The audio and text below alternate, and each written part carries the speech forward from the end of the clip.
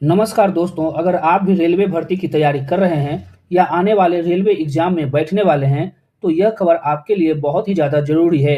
Railway board ने भर्ती नियमों में बड़ा बदलाव करते हुए नियमों को और भी ज़्यादा सख्त कर दिया है। क्या है पूरी जानकारी, इसके बारे में हम आपको बताएंगे।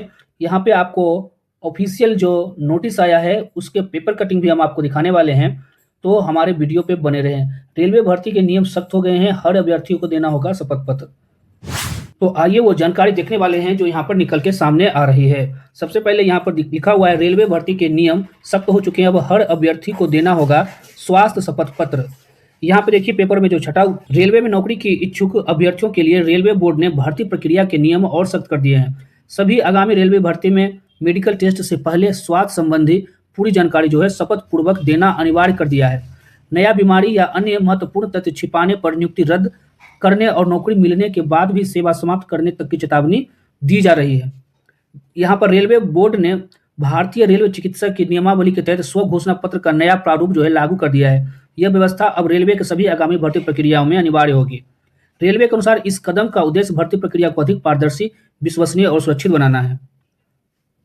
नई व्यवस्था के तहत अभ्यर्थियों को यह बताना होगा कि क्या वे कभी हृदय रोग, फेफड़ों की बीमारी, दमा, क्षय, टीबी, मिर्गी, मानसिक रोग या किसी अन्य गंभीर बीमारी से पीड़ित रहे हैं। इसके अलावा यह भी बताना होगा कि क्या उन्होंने लंबे समय तक किसी बीमारी का इलाज कराया है, कभी अस्पताल में भर्ती हुए हैं, सिर में गंभीर चोट लगी है या आंखों की कोई सर्जरी करवाई गई है।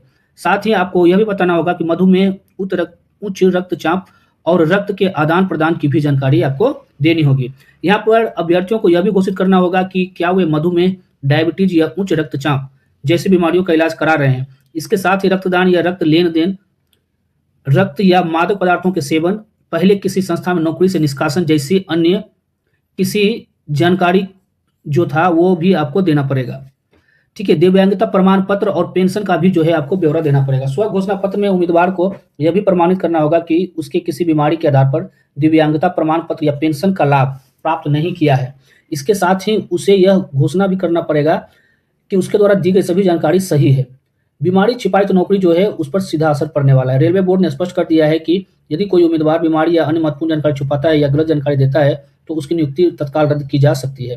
यदि नियुक्ति के बाद ऐसी जानकारी सामने आती है तो संबंधित कर्मचारी की सेवा समाप्त करने के साथ साथ नियमों के अनुसार उसकी सेवानिवृत्ति या उसके जो भी लाभ होंगे उसको रोका जा सकता है।